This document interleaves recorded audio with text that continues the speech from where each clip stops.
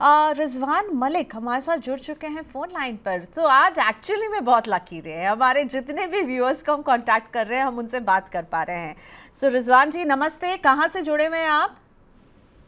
Good evening madam. मैं good evening. Uttar Pradesh जिला बिजनौर से बोल रहा हूँ। बिजनौर से जुड़े हुए हैं, क्या बात है। और आप काफ़ी जो है युवा इन्वेस्टर हैं, आपकी उम्र 25 साल आपने लिखी है। हाँ जी मैडम। कब शुरू किया आपने इन्वेस्टमेंट रिजवान? मैडम ये अभी मैंने अगस्त के महीने से 2025 अगस्त से स्टार्ट किया। अच्छा, तो नया निवेश है, क्या करते हैं आप? मैडम मैं फार्मासिस्ट हूँ। फार्मासिस्ट हैं, ठीक है, बहुत अच्छे। और आप 22,000 रुपये हर महीने जुलाई से आपने ये इन्वेस्टमेंट शुरू किया है, बहुत अच्छे रिजवान। मुझे लगता है एज आपके हाथ में है, मतलब बहुत सारा आप टाइम जब देंगे ना तो क्या कॉर्पस आप बना रहे होंगे। पर अभी आपके पोर्टफोलियो पर भी व्यू लेते हैं। पराग पारिक फ्लेक्सी कैप 5,000 रुपये की सिप कर रहे हैं रिजवान। जियो ब्लैक रॉक के फ्लेक्सी कैप में 4,000, बंधन के स्मॉल कैप में 5,000, क्वांट का स्मॉल कैप यहाँ पर 2,000, Motilal Oswal mid cap 4,000, Edelweiss US technology fund of fund 2,000। तो रिजवान ज़रा बताइए इस निवेश के पीछे मतलब क्या सोच है, कब तक निवेश करेंगे, कितना फंड आप जुटाना चाहते हैं, थोड़ा बताइए।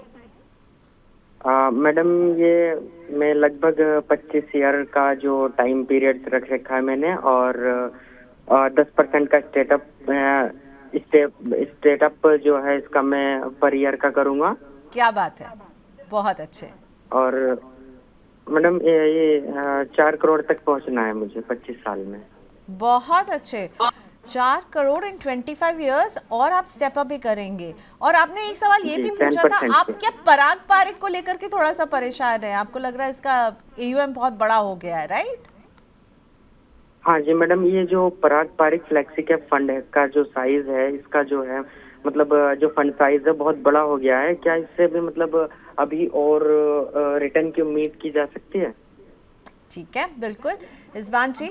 सबसे अच्छा तो बहुत अच्छा लगा कि आपकी उम्र अभी 25 साल की है और आपने ये इन्वेस्टमेंट शुरू कर दिया है। तो जैसा मैंने कहा, टाइम एंड एज ये दोनों आपके साइड में है, और आपने बताया कि आप 25 साल तक निवेश करेंगे, बहुत और भी बढ़िया। 10% से स्टेप अप करेंगे और भी बढ़िया। लेकिन स्कीम्स कैसी हैं ये तो मोहित जी ही बता पाएंगे, तो मोहित सर के सामने लेके चलते हैं।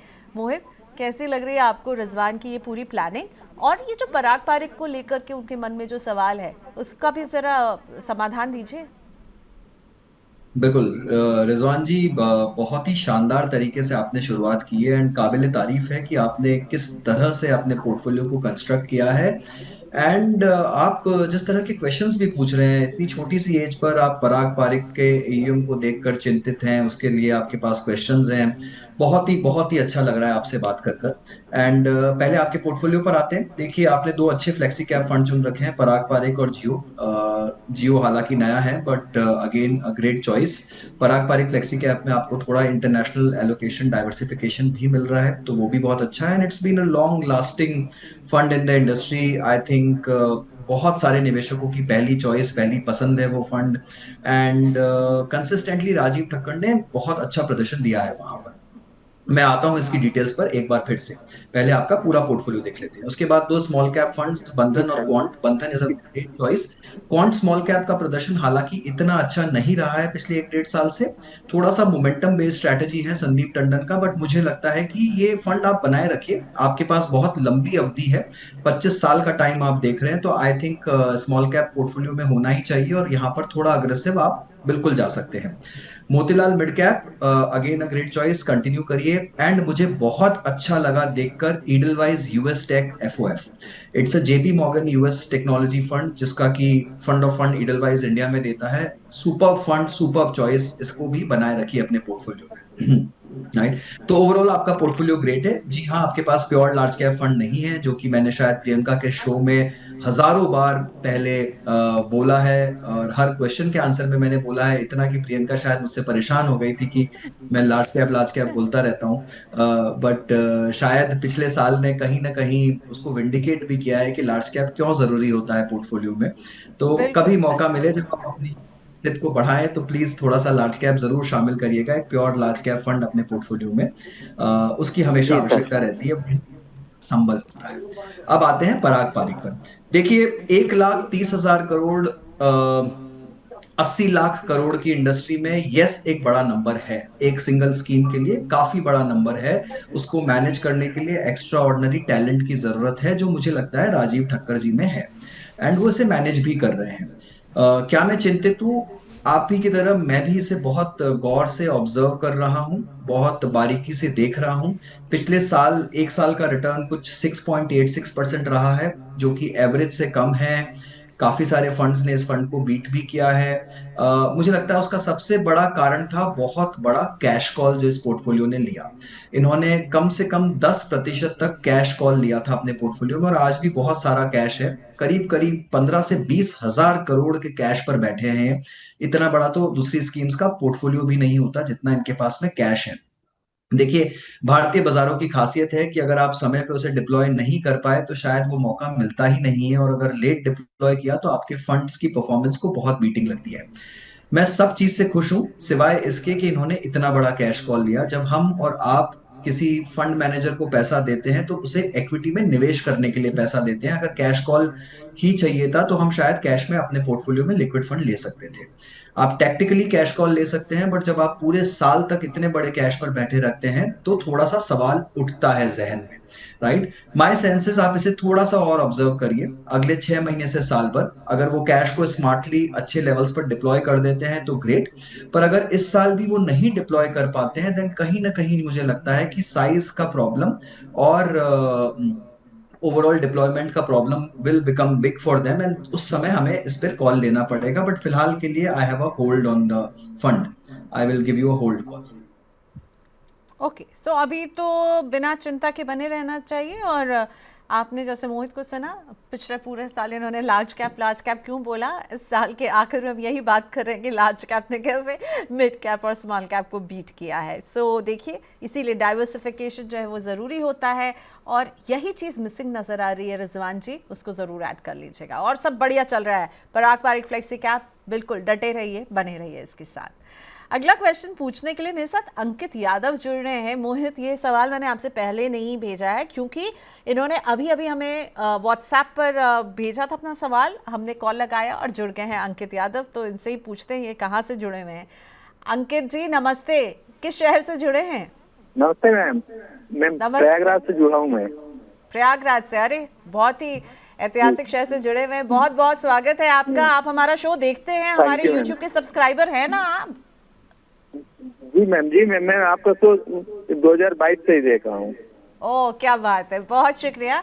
और अंकित जी जैसे ही लोगों की वजह से आज जो है हम 2 मिलियन सब्सक्राइबर बेस को टच कर रहे हैं। अंकित बहुत शुक्रिया आपका, मैं आपको थैंक यू कहना चाहूँगी कि मनी 9 को आप लोगों का सपोर्ट और प्यार मिलता रहा। और देखिए आज हमारा तो नया साल जो है बहुत बिग बैंग के साथ शुरुआत हो रहा है।